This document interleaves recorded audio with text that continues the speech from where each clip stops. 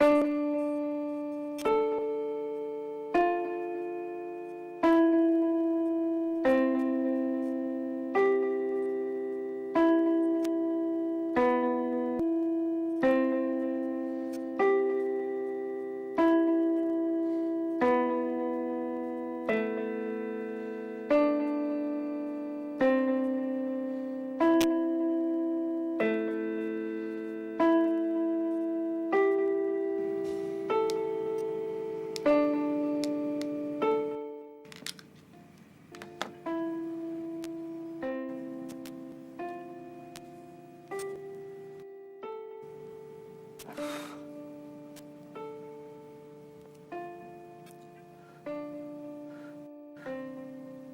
the elements are part of astrology.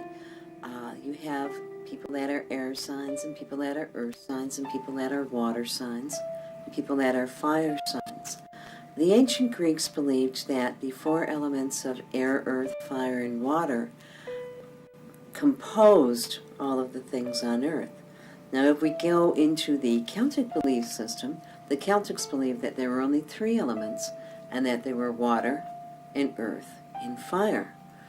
If we go into the Oriental belief system, especially with Feng Shui, they have not only the air, earth, fire, and water, but they add wood and metal as well. The elements also are a part of, I'd want to say, the metaphysical side of life and the magical side of life as well. Each of the elements, or at least the four Greek elements, is assigned a direction. For instance, east is considered to be associated with the element of air. South is associated with the element of fire. West is associated with the element of water. And north is associated with the element of earth. The astrological air signs are Gemini, Libra, and Aquarius. Air signs are thought to be associated more with communication, how people communicate, what they think about. For instance, Gemini is associated very often with writers, thinkers, composers, lecturers, teachers. Libra is associated with especially music and with art. And Aquarius is, strangely enough, over the past couple of decades, associated with computers and the internet. All different forms of communication. Other things that are associated with the element of air is breath, the wind, singing, talking, chanting, and along with this, aroma, smell, and incense. We're going to talk just a little bit more about one of the things that's most often associated with the air element, and that is, how do people burn incense? Incense has been burned since ancient times. And I often thought that perhaps the cavemen or the Neanderthals or whatever noticed that put different things on the fire. They either had pleasant or unpleasant smells that resulted. They have found recipes for incense in ancient Egyptian papyri. And incense is burned for many different reasons, but one of the original reasons was religious. It's burnt in religious ceremonies to take the prayers of people that are participating up to the gods. It's burnt to find favor with the gods. Incense can also be used to bring in or raise the vibrations of what a person would want to accomplish. For instance, there are incenses that are made that are supposed to bring in the vibrations of prosperity, or of love, or of protection, or of peace, or of tranquility. I suppose another reason, just a basic reason for burning it, would be to cover up bad smells. Well, there's many different kinds of incense. I remember back in the late 60s, early 70s, they had strawberry incense, which is something you hardly ever find now, but they did not have the variety which we find available these days. I would say over the past 20 to 30 years, the number of companies that manufacture incense has exploded. There's probably over 100 companies that manufacture and sell incense, and many different scents and varieties. They have stick incense, which is resin in sawdust, which is shaped onto a long stick. There's cone incense, which I think was very popular, is one of the very popular forms of it about 30, 40 years ago. There is resin incense, which is burnt on a charcoal. There's also herbal incense, which people make by combining different herbs together, different sweet-smelling herbs. And there is, one example of that is the sage sticks that we see a lot, which are most often associated with Native American ceremonies. Tobacco can also be used as an incense. And that, in fact, was one of its first uses, was as a sacred offering to the Great Spirit. There are various different types of burners. One type of burner that we see very often is the brass incense burner, which I would discourage most people from using, as it gets extremely hot, can burn your hand, and can burn any kind of furniture that it's on. It's a good idea to put, if you have either a brass incense burner, or if you're using, like let's say, an earthenware dish, it's a very good idea to put sand in it to insulate it. Otherwise, the heat of a charcoal block can very easily break the container that you're attempting to burn the incense in. My first experience with that was breaking one of my father's favorite ashtrays with a block of incense. So I know this from experience. There are also various types of holders for the stick incense and for the cone incense. Incense can be used to enhance the vibration of a room, to give space a mellow atmosphere. It's great if you're taking one of those relaxing baths with candles. It can be used by itself or with candles or other things as a tool for relaxation and an aid to meditation. Experiment with different incenses and see which ones you like best.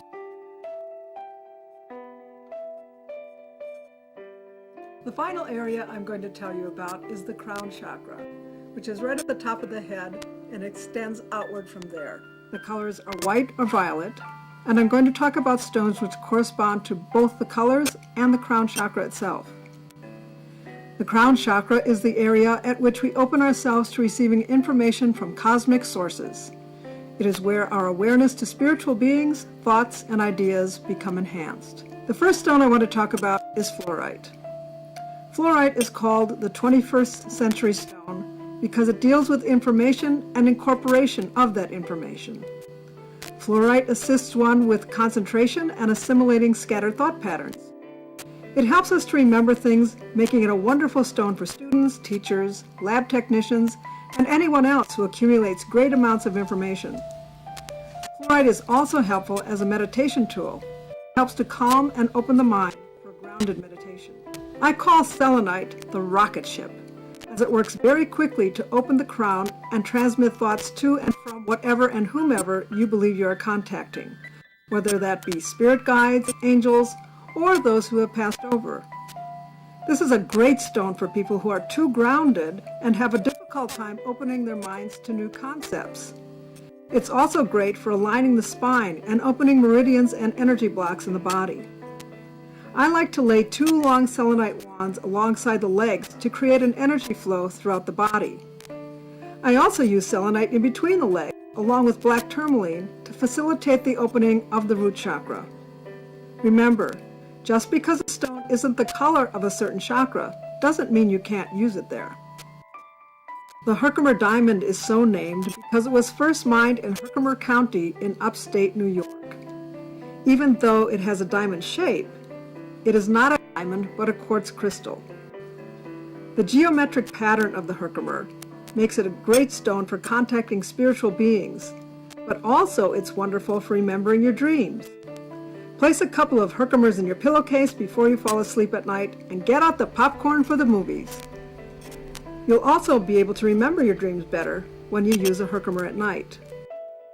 Rutilated quartz has metal filament inside of it, making it very energetic and with a stronger force than plain quartz. This stone amplifies what is happening just beneath one's conscious mind in order to assist you in accessing that which is blocked energetically in the body.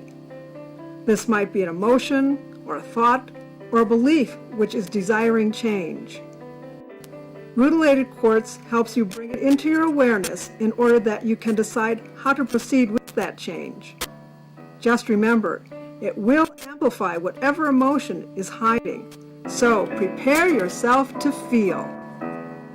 On a personal level, these wonderful tools have allowed me to grow in a way that I could have never imagined. My mind has opened to greater possibilities of living. My life has changed in a positive, creative, and joyful way, enabling me to find a way of life that I once only dreamed of. I'm not saying that it comes without doing the work, but the results are worth the changes. Well, there you have it. A walk through the chakra systems with stones that can help you change your life. I wish you well on your healing journey in whatever way you choose.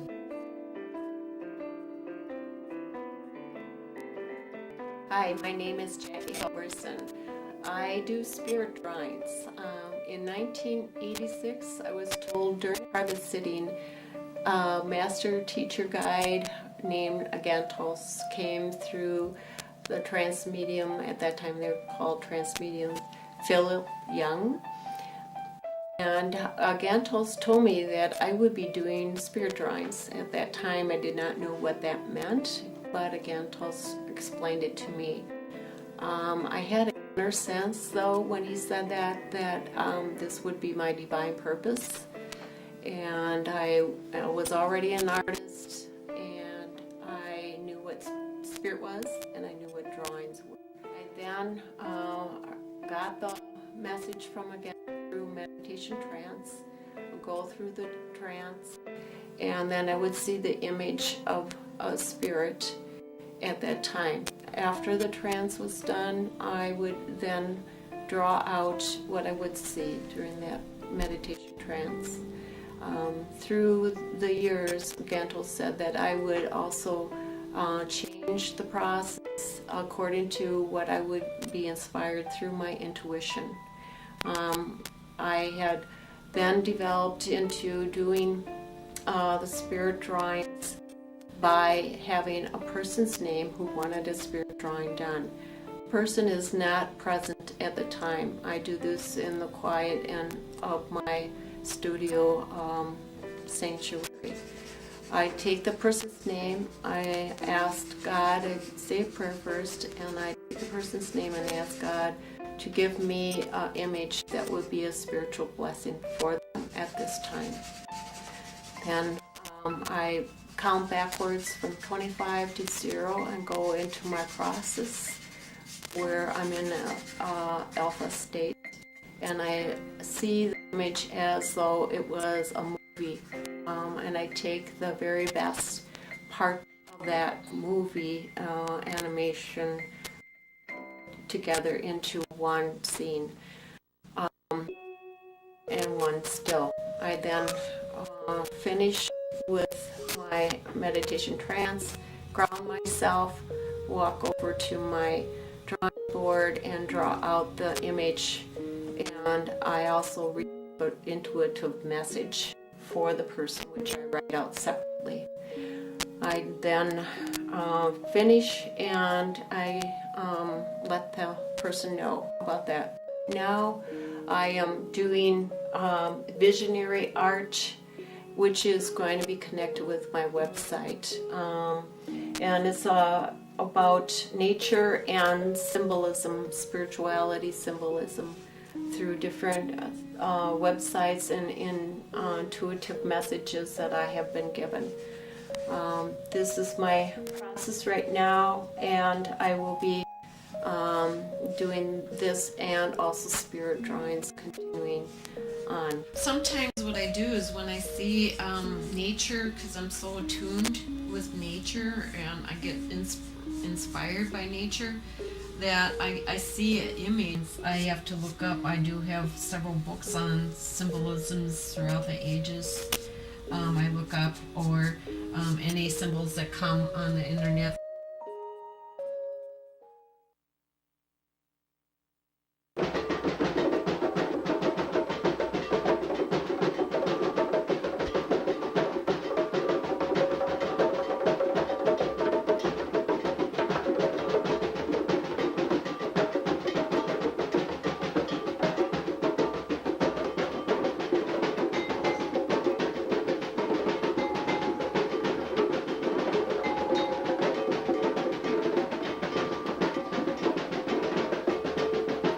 Hi, I'm Tom Gill, and my business is called Rhythm for Unity, which started about 15 years ago when I was moved by something I heard on the radio about a gentleman, a therapist, using frame drums to help couples communicate. And the big part of it was that the couples needed to listen to each other for there to be any kind of communication. And when they played the drums on the radio, it sounded amazing. It just amazed me how good it sounded as music.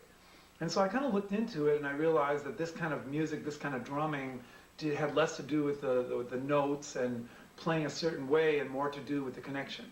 So I bought a drum thinking that somehow I'd get to be involved in this, but it really wasn't working until I met a person that said, Tom, you must meet Arthur Hall.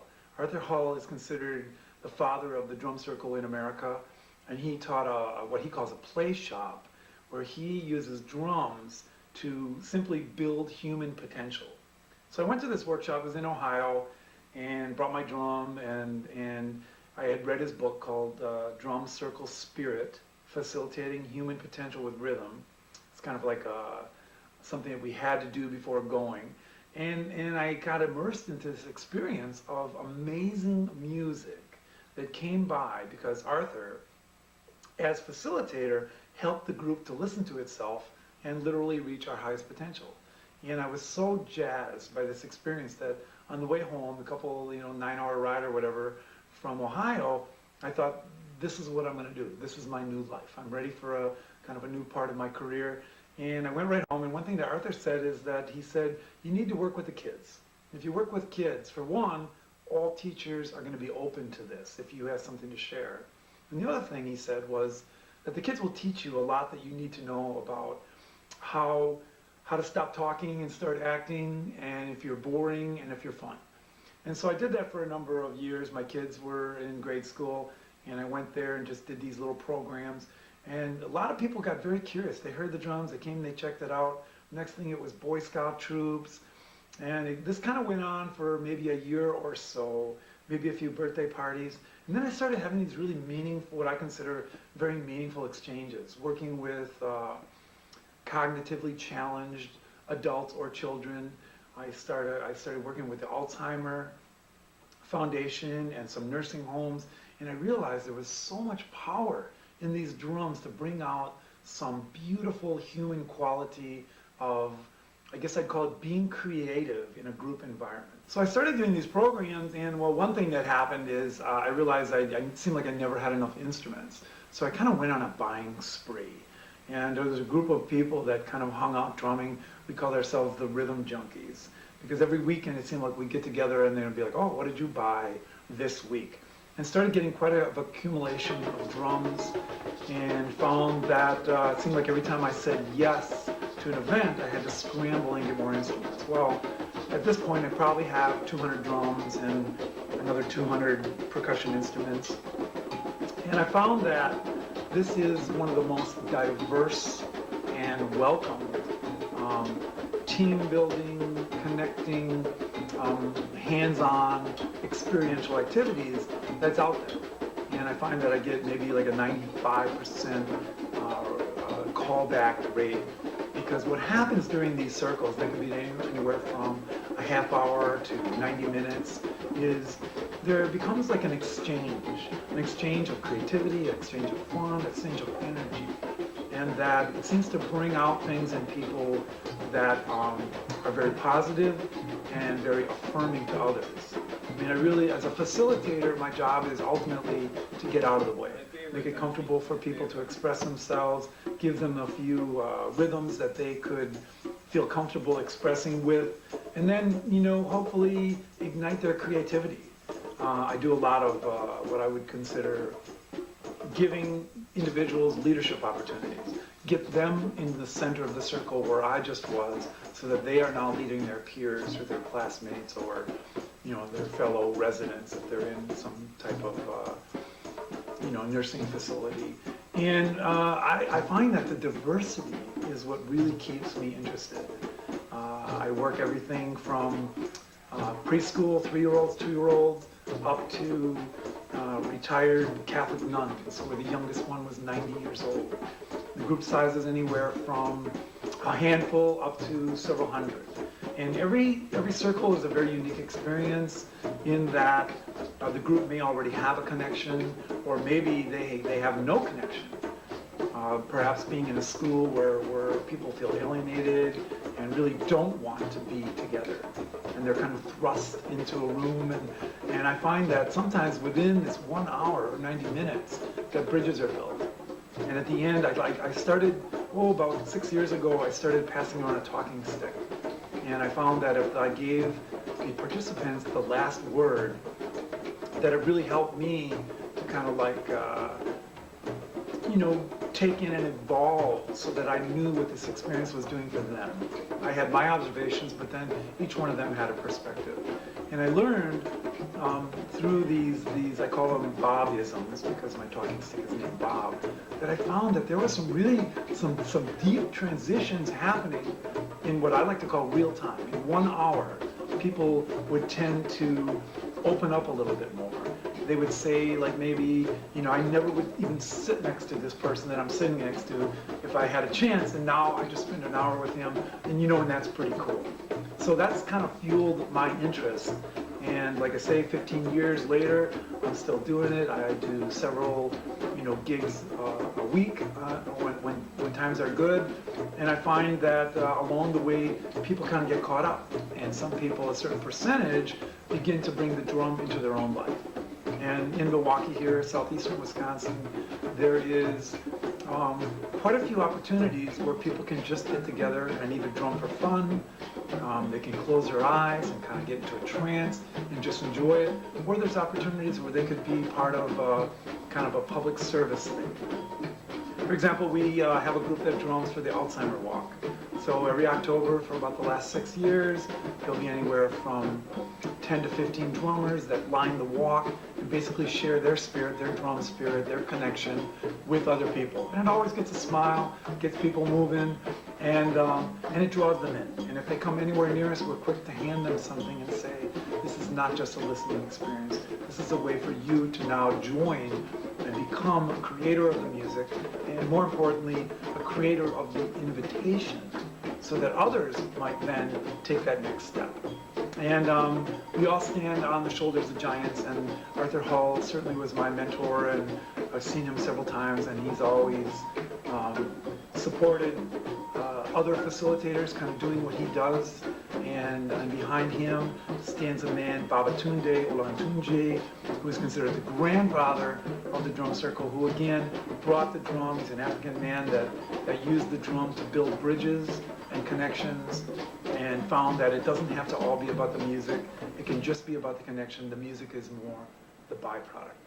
And so, again, having been a part of this for all these years, I find energized. In fact, I feel right now, after 15 years, that I am probably enjoying this more. I feel like I'm reaching people on a deeper level.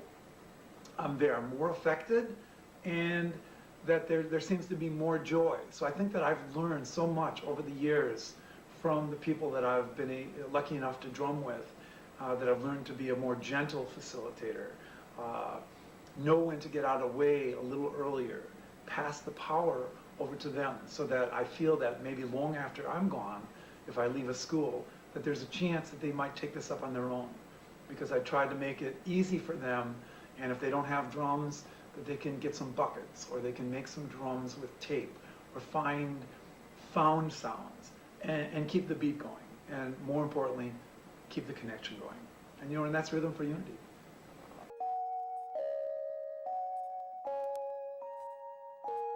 We're going to talk about the element of fire.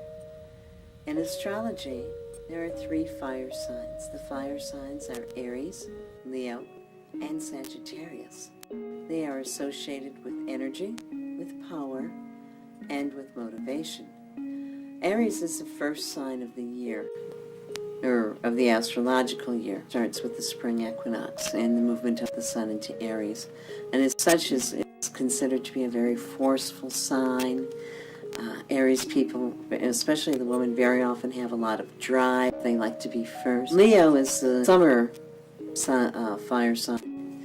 Leos tend to a lot of drama. They like to shine very brightly. They like to play. Sagittarius occurs at the end of the year, the winter months. Sagittarius is a sign of rulership or of kingship. And again, they like to do things in a very big way. What do we think of when we think of fire? Well, the obvious response would be the campfire that most people have sat around at some point or another. Another response would be the barbecue grill, which are found in many homes. The stove, the sun in the sky, the furnace, source of heat in most homes, electricity, lightning, and light itself. Fire sign is also associated with motivation, with energy, with willpower, and with anger. Talk about an object associated with the fire element very often, and that would be candles. Candles are used to enhance atmosphere. If, for instance, we shut off our electric lamps and we illuminate a room with candles, different lighting, different shadows give it a special subtle glow. Outside of being used for atmosphere, candles, especially over the last century or so, have been burned for magical purposes. There are many different kinds of candles, and they come in many different shapes. There are some candles that have 7 knobs, and some candles that are in the shape of a man or a woman or a skull or a cat. But today we're just going to talk about our standard candles. We're going to keep it very simple. Most of the candles you come across are going to be either the votive candle, which is a short, squat candle, or the taper candle. And these are the kinds that you're going to find at most stores, such as Walgreens, Walmart, etc. There's also candles that are a little bit taller, which we call pillar candles, and some of my favorite candles, which are the glass candles. Now, the glass candles come in many different colors. One of the ones that I have for illustration today here is what I call a rainbow candle. It has 7 different colors in it. Sometimes the glass is plain. Sometimes the jar candles have a picture of saints on them, which people use when they want to pray to the different saints to petition their help. Sometimes they are decorated with things such as symbols of money or prosperity or symbols of love. It was thought that when you lit a candle, that it was as if a prayer was being repeated over and over again, continuously for the life of the candle. In a way, this makes sense, since like a person, a candle takes in oxygen, it burns up fuel, and it gives off heat. What many people do is they pray over the candle to infuse the candle with their intention, so to speak, so that when the candle is lit, that energy or that intention is released out into the universe in the form of a petition or of a prayer. Direction associated with the element of fire is the south, which is the path of the sun. And in summertime, at least here in the northern climates, the sun is on a far southern path. So as I was saying, you can charge the candles up for different things. One thing that some people do is they take the candle and they take either the end of a paper clip or of a nail or of a pen, and they write their intention right into the surface of the candle. Very often they do it around and around and around, sort of like in a barbershop method. Some people anoint the candles with different types of oil. And again, the oil would be for the purpose that they are burning the candle for. For instance, a person might burn a bayberry candle or anoint a green candle with bayberry oil for the purpose of bringing in money. They might take a pink candle and inscribe it with the heart and anoint the candle with rose oil for the purpose of bringing in love. They might do the same with an orange candle and use orange oil to bring in some new energy or some new life. A lot of times you see people burn orange candles with green candles with the green representing the money and the orange representing the energy to make it happen. Purple candles are very often burnt for power, for success, for spiritual achievement. Blue candles for stability and for protection. White candles, white is sort of an all-purpose candle color. And again, white is very often burnt for enlightenment. Sometimes you see people burn brown candles. Brown candles can be burnt for stability. They can be burnt for the releasing of negativity or negative vibrations, as can gray candles. We've all heard of the evil person burning the black candles at midnight. Black candles aren't always burnt for bad purposes, but I have seen them used for cursing. To charge a candle, the person usually takes a candle and they hold it between their hands and very often meditate on their desire or their intention or their prayer. Now, I love candles. I burn them a lot, but I feel that it's very important that one follows some rules of candle safety, or that you practice safe candles, so to speak. One sign that we very often see on boxes of candles is never leave a burning candle unattended. And I would agree with that. No matter how safe you think it is, I have seen candles very suddenly flare up. Also, if you have any animals or small children in the house, they may be apt to knock the candle over. Make sure that the candle is secure. For instance, very often people have candle holders for taper candles. And taper candles, out of all the candles I've ever used, are the ones that can be the most unsteady and have a tendency to wiggle or fall over in the holder. There's a type of wax that you can buy at certain stores that will secure a taper candle into the candle holder, or you can just light the bottom end of the candle and let some wax drip into the taper candle holder before putting the whole candle in. What some people do if they want to have a candle burn for more than, let's say, a few hours at a time, let's say it's a candle they want to have burn continuously for a couple of days, is they put the candle itself into a basin of water to guard against the candle A, falling over and starting their house on fire, or B, the candle cracking. So if you want to, you can go on the internet, and they have many, many safe candle ideas for you there. Candles are a great way to enhance your atmosphere, to set a romantic or a mysterious mood, and also perhaps bring some good luck or happiness into your life as well.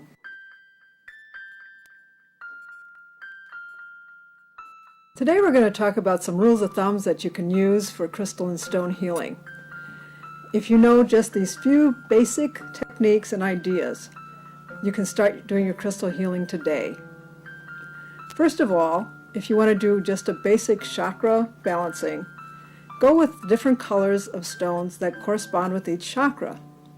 For instance, use black or red for the root chakra, orange for the second chakra, yellow or gold for the third chakra, 2 colors for the heart, pink or green.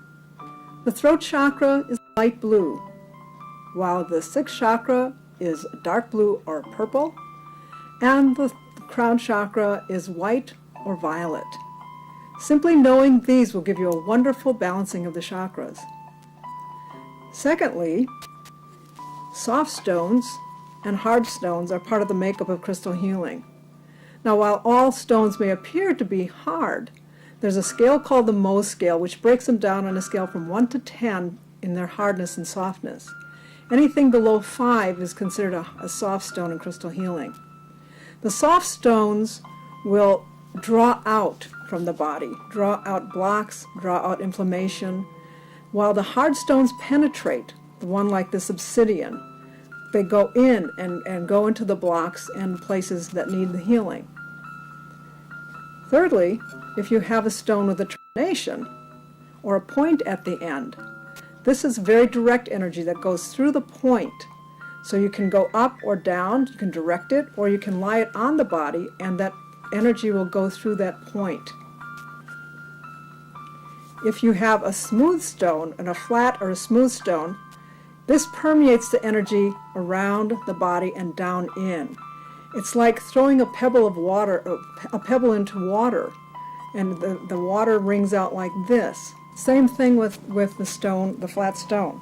It'll go like this around and cover a greater area than if the stone would be terminated. You can also use striated stones. Striated stones have lines running up and down them, which create a very fast energy. And the energy of the stone is directed through those lines. So if you need a faster, more direct energy, use a striated stone. With a stone with a termination, you can draw clockwise around the body, and that directs the energy inward.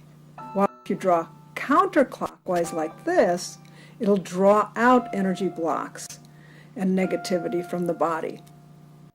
So using all of these techniques will give you a very basic understanding and beginning to doing crystalline stone healing. This is really all you need. You can get more in depth, but if you're just starting out and you know these 7 basic rules, you can start today.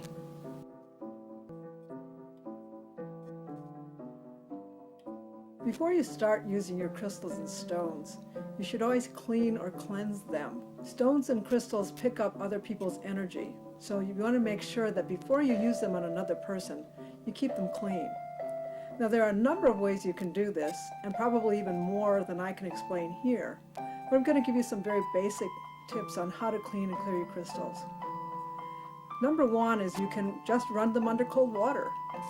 Take your crystal and just roll it like this with the point terminated down so that the energy runs down out of it, and clean it until it feels like it's not sticky anymore. Another way you can do it is to just place it in the sunlight.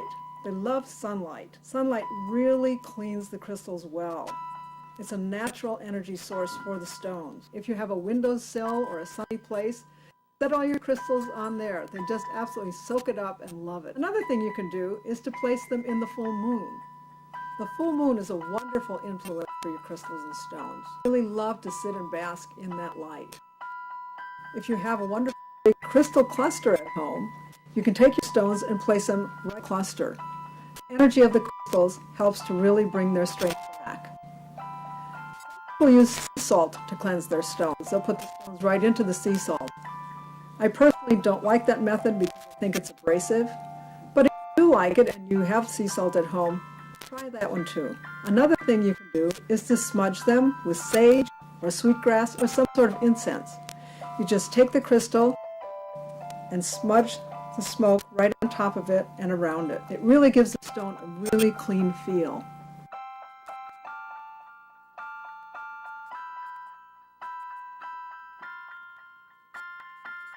I personally like to put all my stones in a tub of Joy liquid detergent. I know it sounds kind of funny to stick them in a tub of water altogether, but they love to soak together, and I especially like the Joy just because of the name. After that, you'll rinse them off with cold water and set them out to dry. If you have a place outside that you can put them in the rain, that's another wonderful thing to do because it's a natural source of water and they just absolutely soak up that energy. If you have a creek or a lake, or if you live near the ocean, you can put your stones in a mesh stocking and soak them in the water.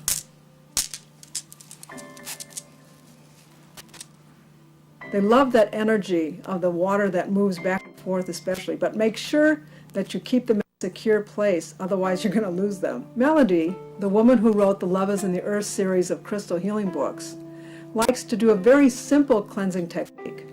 She'll simply take the crystal, imagine a light coming out of her third eye into the stone, and then dropping that down into the earth to let the earth transmute the energy. So it's very fast and very effective. It all uses your imagination. Shoot that light down into the crystal, and then imagine it going down into the ground, and let the earth transmute it. Another way to cleanse your stones, if they're particularly sticky, is to put them in a pot of soil. You can even bury them outside, but you really have to remember where you put them. Because soil is their natural habitat, it brings their energy back to life again. When I use the term sticky, I mean that the stone will feel heavy, or it'll begin to feel thick or full or even dirty feeling. Another thing that you can do, which is a way that I use almost every day, is to hold the crystal or the stones and say the light invocation. Say what's called the light invocation 3 times when you hold them. I like doing it this way because I like the feel of it, and I like how they feel when it's done. It simply goes, I invoke the light of universal energy within. I'm a clear and perfect channel. Light is my guide. Saying that 3 times will clean them and make them ready for the next time that you use them. I'm going to show you how to do a healing technique using 2 polished crystal wands. This healing technique was developed by a man named Marcel Vogel. Marcel Vogel worked for IBM in the 1950s and 60s and became very interested in how crystals worked on healing the human body. He developed a machine that could judge the vibration rate of crystals. And what he found was that the crystals had the closest vibration to the human body of any other stone, which is why they work so good in healing the physical body. I'm going to demonstrate on Maggie how to do this technique. First of all, you need to use polished wands because raw crystals can cut the skin, and you're going to be putting the crystals, and sometimes you're going to be putting the crystals right on the bare skin. So make sure that you always have a polished wand, round on one side and pointed on the other. To do this technique, you're going to put the left hand crystal point facing the wrist and the right hand crystal point facing the fingertips. And the reason for that is because blood flows through the heart from the left side and flows out of the heart from the right side, making a circuit around the body. And the same is true for the crystal energy. It's going to create a circuit around.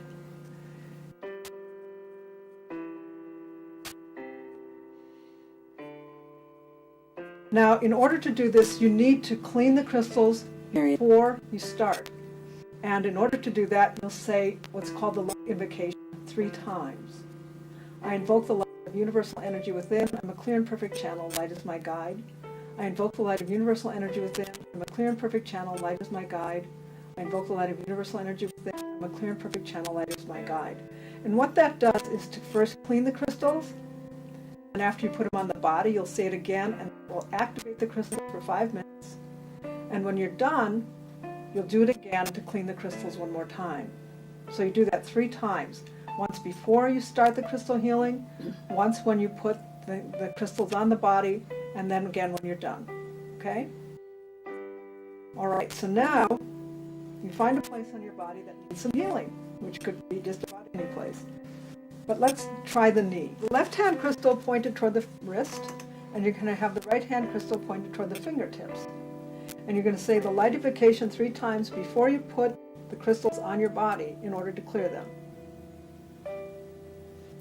I invoke the light of universal energy within. I'm a clear and perfect channel. Light is my guide.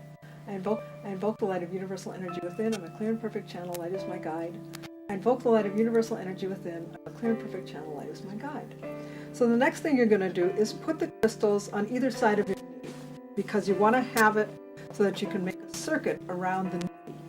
Okay, so if you put them both on top of the knee, you wouldn't have a circuit, so you need it on either side. And that goes for any place that you put the crystals on the body. You want to have them opposite each other so that you can form a circuit. Okay? So now you say the invocation again 3 times to activate it for a 5-minute cycle. I invoke the light of universal energy within. I'm a clear and perfect channel. Light is my guide. I invoke the light of universal energy within. I'm a clear and perfect channel. Light is my guide. I invoke the light of universal energy within. I'm a clear and perfect channel. Light is my guide.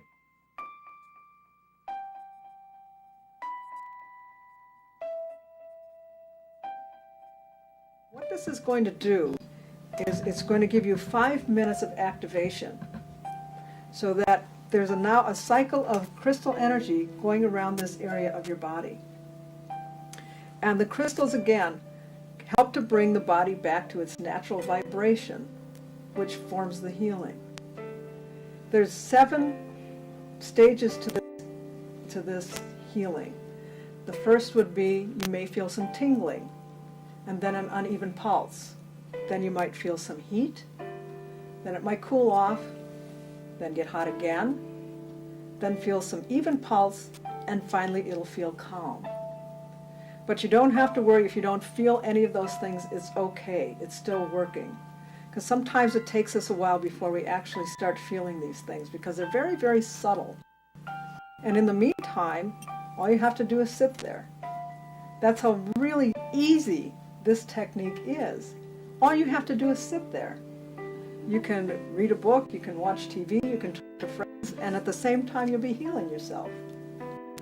And if you wanted to do it on somebody else, you do the same technique, you do the same procedure, but you just do it on another person. So you can do it on yourself, you can do it on someone else, you can do it on your pets, you can do it on inanimate objects. It all works in the same principle. Okay, so it's been 5 minutes, and you very slowly take the crystals away. You take them away slowly because you don't want to break the aura or the energy field around your knee. And after you've taken them off, you say the invocation again 3 times to clear them. I invoke the light of universal energy within. I'm a clear and perfect channel. Light is my guide. I invoke the light of universal energy within. I'm a clear and perfect channel. Light is my guide. I invoke the light of universal energy within. I'm a clear and perfect channel. Light is my guide. You now have the tools to do any kind of physical healing on the body using 2 quartz crystals. It's that easy. Crystal healing is really very simple. You don't need a lot of tools and you don't need a lot of education. Just using this very simple 5-minute procedure, you can do any kind of crystal healing on the body that you want. Try it for yourself and see.